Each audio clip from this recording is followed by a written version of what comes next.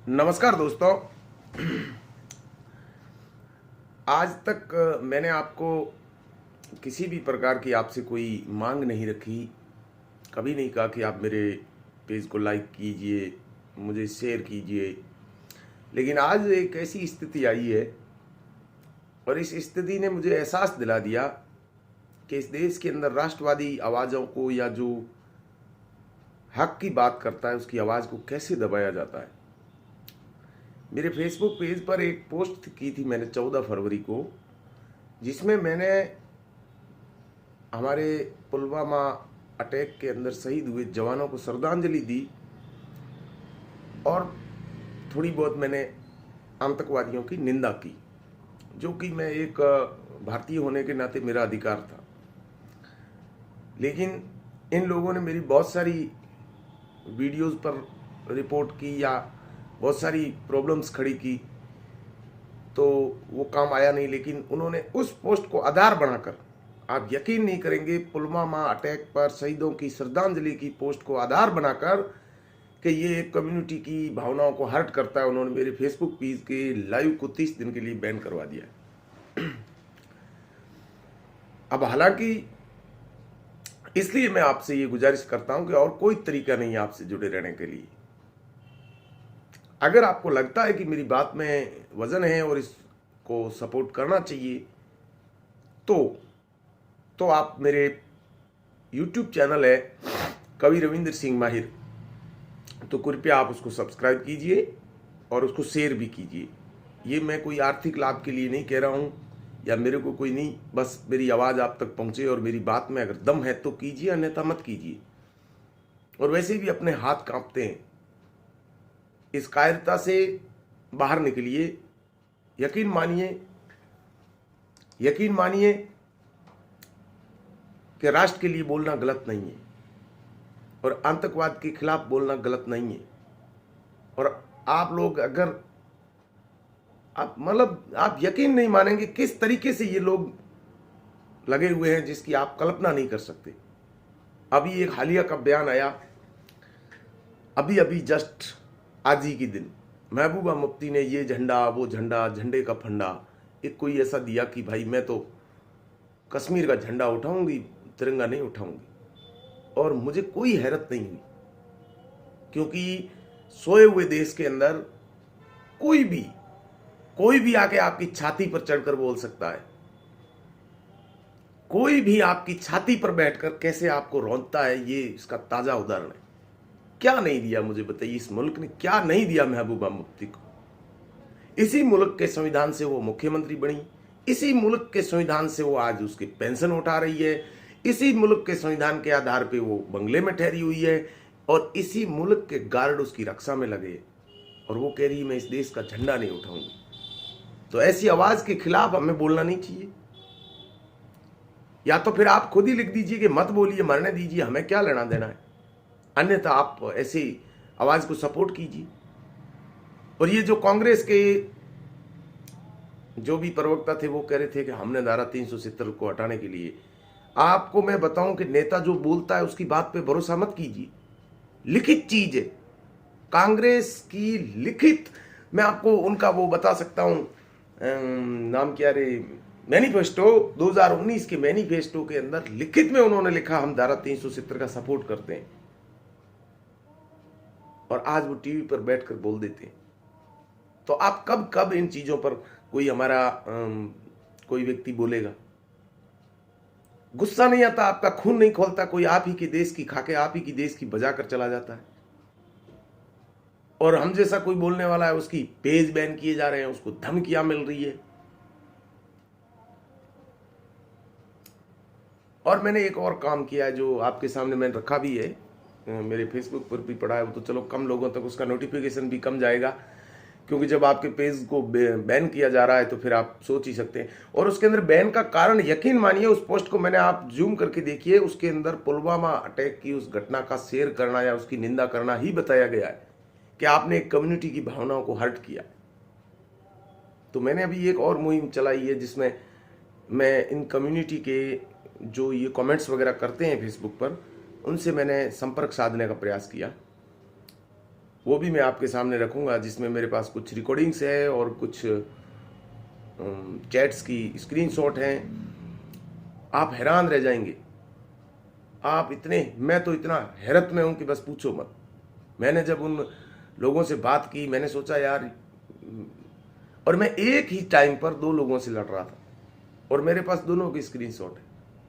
एक तो कोई मुस्लिम भाई था जो मुझे कमेंट पे कमेंट किए जा रहा था, मेरी उससे चर्चा चल रही थी, मैंने उसको मेरी बताई, भाई मुझे इन चीज़ों से एतराज़ है, और इस आतंकवाद से हो या धार्मिक उन्माद से हो, कट्टरता से हो, कोई भी चीज़ से हो, मैंने अपना एतराज़ दर्ज किया और उसको मैंने भेजा, भाई सूरह तौबा के अंदर ये लिखा हुआ है कि भाई काफिरों को मार दो, इस और 50-60 आयतें ऐसी है जिसके अंदर इस प्रकार का जिक्र है, मुशरिकों को ख़त्म कर दो, ये कर दो।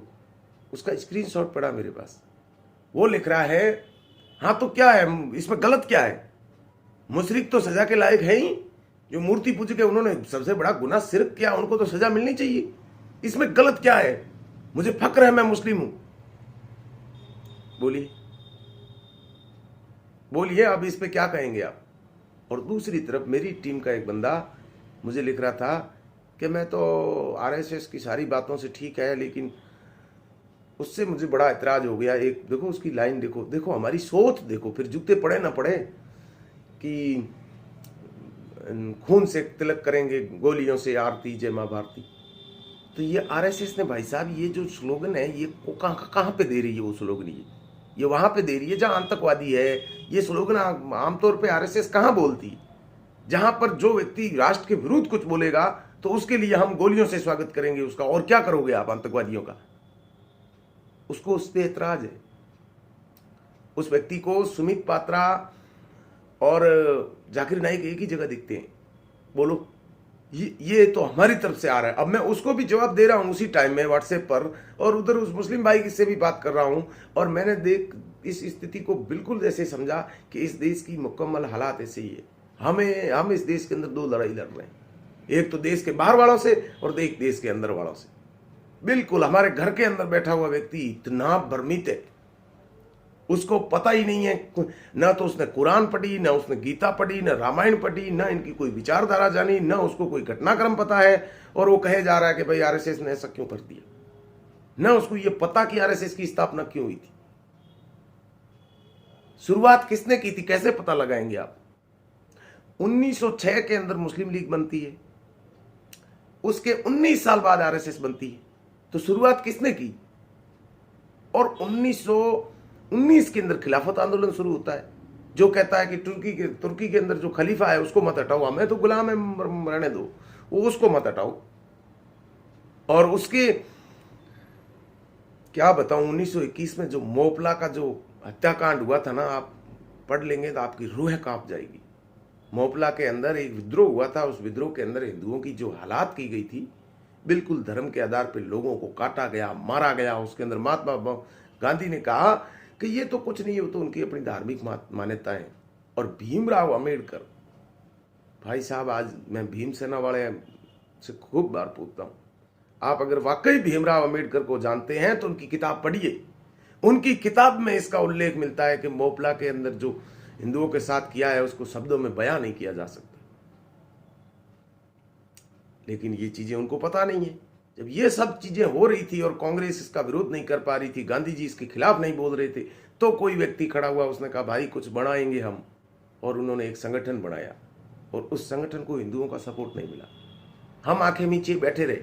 वो संगठन कोई हथियारों की बात नहीं करता था, कोई जिहाद की बात नहीं करता था, वो संवैधानिक डेमोक्रेटिक तरीके से अपने राष्ट्रहित की बात करता था।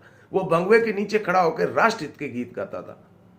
और उस संगठन को नाथूराम गोडसे के नाम के जो हत्याकांड हुआ उसमें सम्मिलित करके इतना बदनाम किया गया कि आज भी ओवैसी कहता है कि हिंदुओं का सबसे पहला आतंकवादी भारत का वो नाथूराम गोडसे था, अब्दुल रशीद नहीं था। जिस अब्दुल ने सरदानंद को मार दिया था, बिल्कुल सेम हत्याकांड था। जैसे गांधी जी को नाथूराम गोडसे ने गोली मारी थी, वैसे सरदानंद को अब्दुल रशीद ने गोली मारी थी। लेकिन वो जो गोलीबारी थी वो तो हो गई सेकुलर, और जो ये नाथूराम गोडसे वाली गोलीबारी है वो हो गई सांप्रदायिक। और महात्मा गांधी ने कहा ये अब्दुल रशीद तो मेरा भाई है, वो रंगे हाथों पकड़ा गया था। तब ये सत्य, अहिंसा वगैरह पता नहीं कहां चली गई, मुझे नहीं पता। अब ऐसी चीज़ों को आपके सामने रखने के लिए अगर मेरी आवाज़ कोई बंद करना चाहता है तो मैं आपसे यही उम्मीद कर सकता हूं, और तो मेरे पास कुछ है नहीं। कम से कम आपके अरे भाई, कमेंट करते हुए, आपके निंदा करते हुए आपके हाथ कांप रहे हैं। यकीन मानिए ये जो पोस्टें आती है ये मेरी खुद की मनोस्थिति। आज से 5-7 साल पहले ऐसी पोस्टें जब मेरे आगे से गुजरती थी तो मैं और मेरे उस मित्र ने मेरे को बोला भी कि इससे आपकी छवि खराब हो जाएगी,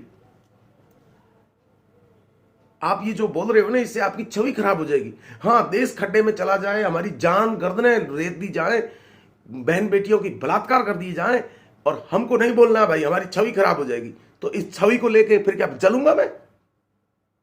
अरे यार, याद कीजिए उनकी शहादत को जिन्होंने बगैर किसी स्वार्थ के लिए हंसते हंसते जो फांसी पर झूल गए थे, उनकी कुर्बानी को याद कीजिए। अगर वो आपकी तरह सोचते तो ये देश आजाद नहीं होता।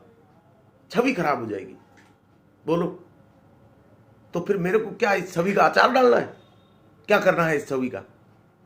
अरे जो छवि क्या, जो व्यक्ति क्या, जो दिल क्या, जो खून क्या, जो देश के काम ना आ सके वो क्या है? लानत है फिर उस जीने पर। तो जीना क्या है? डर डर के जीगे। मेरे को तो 50 धमकियां मिलती है, तो उससे मैं बोलना बंद कर दूं इन चंद कायरों और दोगले लोगों की धमकियों से? पर आप है ना, कमेंट करते हुए आपका हाथ कांपता है, कहीं हमको कोई सांप्रदायिक नहीं कह दे। लाइक करते हुए, मैंने एक वीडियो शेयर किया था कश्मीर का, और कश्मीरी पंडितों से मिलने के बाद में किया। ये नहीं है कि मैंने उनको दिल्ली में उनसे मिल के आया हूं, रूबरू मिल के बाद में ये वीडियो बना है, फिल्म उसकी, और जो जो घटनाएं उन्होंने मेरे को बताई वैसी की वैसी उस वीडियो में थी। 300 और कुछ लोग देखने आए, 20 लोगों के मुश्किल से लाइक पे हाथ पहुंचा, और 3 लोगों के कमेंट पर 1 व्यक्ति का शेयर था। हाथ कांपते हैं आपके। ये कायरता है, बुजदिली है, जो गांधी जी ने आपको अहिंसा के नाम पे जो आपको गले में पट्टा पहनाया है ना, ये बुजदिली है। हम कौन सा आपको हथियार उठाने के लिए बोल रहे हैं कि भाई किसी का कत्ल कर दो? हम कौन सा कह रहे हैं उनकी तरह के मुशरिकों का गर्दने काट दो? हम तो संवैधानिक तरीके से विरोध की बात कर रहे हैं कि अगर इन चीजों के बारे में आप बोलोगे नहीं, विरोध नहीं होगा, तो ये एक प्रकार का सीक्वेंस होता है। ये किसी भी घटना को अंजाम देने से पहले की गई एक छोटी सी हरकत होती है। पहले मुस्लिम लीग बनाएंगे, फिर 1921 में एक छोटा सा आंदोलन करेंगे, कोई बोला कि नहीं, फिर उसको हिंदुओं का नरसंहार करेंगे, एक छोटा सा, बोला कि नहीं, फिर 1926 में कुछ और करेंगे, कोई बोला कि नहीं, फिर 1947 में action day, direct action day का ऐलान करेंगे, और कलकत्ता की रोडों पर लाशों के बम्बार लगा देंगे। सोहारवर्ती और जिन्ना ने यही किया था आपके साथ, और फिर 70 साल से आपके साथ यही हो रहा है। शाहीन बाग के अंदर वो आपको मोदी जी बोल रहे थे ना, ये प्रयोग है, ये प्रयोग है, इस पे आपकी प्रतिक्रिया क्या आती है? कभी कभी कहीं पर किसी को मार दिया, कभी कहीं पर कुछ बोल दिया, ये आपके सहनशीलता की प्रकाष्ठा तक आपको आजमाइश कर रहे हैं। 2400 घंटे उनके दिमाग में एजेंडा चलता है आपके पास इतना समय? तो समय रहते अगर इन चीजों को नहीं समझ पाए, नहीं आपके दिमाग में आई, तो फिर मुझे नहीं लगता ये किसी काम का है। देखो, यूट्यूब पे मैं ज्यादा लंबा वीडियो नहीं बनाऊंगा, लेकिन एक बात मैं आपसे अंतिम में जाते जाते कह रहा हूं, अगर ऐसी आवाजों को आप बल नहीं दोगे तो एक दिन ये लोग आपके घरों तक आ जाएंगे जैसे दिल्ली में पहुंचे थे। इसलिए आज से ही, अभी से ही ऐसी चीजों का विरोध करिए, और अपने जिंदा रहने का और जिंदा होने का एक सबूत दीजिए। सबूत दीजिए कि आप जिंदा हैं। सोशल मीडिया पे लिखिए, ट्विटर पे लिखिए, जो भी गलत घटना होती है। मैं तो कह रहा हूं मॉब लिंचिंग के खिलाफ लिख दीजिए। जो भी गाय के नाम लेके भी किसी मुस्लिम को मारता तो उसके विरुद्ध भी बोलिए। अरे बोलिए, गूंगे बन के मत रहिए, गलत को गलत बोलिए। मैं किसी भी मुस्लिम के हुए कत्ल पर ऐसा मैं दोगला व्यवहार नहीं रखता। असंवैधानिक, संविधान के दायरों से बाहर हुई हर घटना की मैं निंदा करता हूं। मैं अगर कुरान की कोई आयत भी कोट करता हूं तो सल्लल्लाहु अलैहि वसल्लम मोहम्मद पैगंबर साहब कह के कोट करता हूं। और कितनी इज्जत चाहते हो हमसे, तो इसी गरिमामय भाषा से आप भी बोलिए, गालियों से कुछ नहीं होता है। तनिष्क ने हेड चलाया, आपके जिंदा होने का आपने एहसास दिया, वो हेड हट गया। तो ऐसे आप जिंदा होने का एहसास दीजिए। अगर आप जिंदा नहीं हैं तो लोग आपका कब श्राद्ध कर देंगे आपको पता भी नहीं चलेगा। ये दुनिया इसी तरीके से चलती है। दुनिया के बड़े सिद्धांतों को आप नहीं बदल सकते। आप अपने धर्म को समझते हैं, ये जो अपने धर्म ने बोला है ना गीता, दुनिया के सिद्धांतों को आप नहीं बदल सकते। ये ऐसे ही होता है, कमजोर को हमेशा प्रताड़ित किया जाता है। और एक ऐसी विचारधारा इस दुनिया में स्थापित हो गई है, जो गीता का वो श्लोक मुझे याद आ रहा है, तुवे वहम जातु न सम न त्वम न मे जनाधिपा न चैव न भविष्यामा सर्वे मतः परम। ना तो अर्जुन, हे अर्जुन, ना तो कभी ऐसा होगा कि मैं नहीं होऊंगा, तू नहीं होगा, ये राजा नहीं होंगे, ये लड़ाई नहीं होगी। ये हर युग में होता आया और इस युग में फिर हो रहा है। तो जब तक जिंदा है इस राष्ट्र के लिए बोलिए। और मेरा YouTube चैनल है कवि रविंद्र सिंह माहिर, तो उसको आप अगर चाहें तो सब्सक्राइब कीजिए। और आपको लगता है कि आपको कोई सांप्रदायिक बोल देगा तो धन्यवाद, न करे तो भी मेरा चलो ठीक है। लेकिन अगर आपके अंदर थोड़ी बहुत भी गैरत है तो इन चीज़ों की तरफ गौर कीजिए। और मैं आपको 50 बार कह चुका हूं कि मेरे को अगर मेरी बात गलत लिखे तो तर्क में मुझे कहिए कि भाई माहिर तू चुप हो जा, तू जहर बो रहा है तो मैं बंद कर दूं मेरे लेकिन मैं फिर भी राष्ट्र के लिए तो बोलूंगा, आपके लिए भले ही मत बोलूं। उसके लिए मैं कोई भी कीमत देने के लिए तैयार हूं। और आपसे भी मैंने कोई बहुत बड़ी चीज नहीं मांग ली। मैंने फेसबुक पे मेरा वो शेयर भी किया है 30 दिन के लिए, और उन्होंने किस कारण से मेरे पेज को बैन किया वो कारण भी उसमें उन्होंने लिखा है, वो उसमें आप जूम करके देख सकते हैं। और ये जो बात मैंने कही है कि मेरे को किसी ने कहा कि बिल्कुल काफिरों की तो यही सजा होनी चाहिए, उसका भी स्क्रीनशॉट उसी के साथ लगा हुआ है। और उस व्यक्ति की सारे बयानात मेरे पास है। एक पूरा दिन उससे मेरी बहस चली और उसने इस पर जब गर्व किया कि मूर्ति पूजकों को मारने में तो कोई गुनाह है ही नहीं, तब मुझे लगा कि ये चीज बहुत ज्यादा गंभीर है। और ये बचपन से दिमाग में धीरे धीरे ऐसे बिठा दी जाती है कि फिर उसको निकालना नामुमकिन है। तो कम से कम आवाज तो उठाइए इस देश के अंदर। लोकतंत्र ज्यादा दिन तक नहीं टिकेगा। ये देश गृह युद्ध की तरफ जा रहा है। आप चाहे माने चाहे ना माने, या फिर जम्मू कश्मीर के पंडितों की तरह आंखें मींच लें और ये अपनी अच्छी छवि है ना, ये सफेद कपड़ा कॉलर ऊंचा करके जितने दिन है उतने दिन तक चलिए, फिर तो जो अंजाम होगा वो तो आप सबको पता है। जय हिंद।